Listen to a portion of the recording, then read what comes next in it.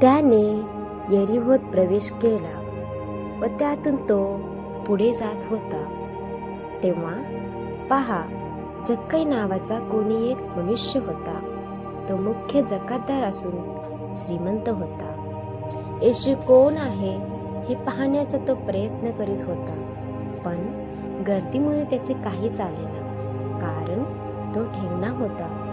तेव्हा तो पुढे धावत जाऊन त्याला पाहण्यासाठी उंबराच्या झाडावर चढला, कारण येशूला त्या वाटेने जावयाचे होते.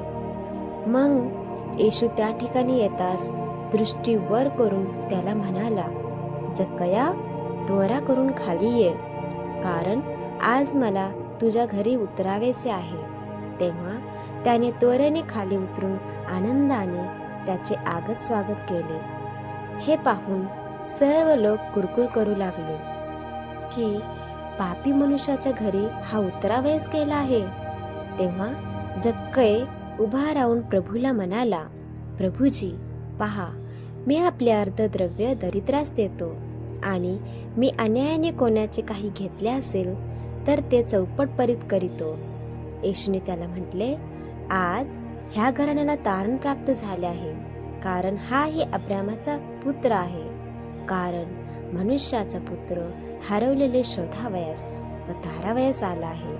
लूक 19 अध्याय 1 ते 10 वचन.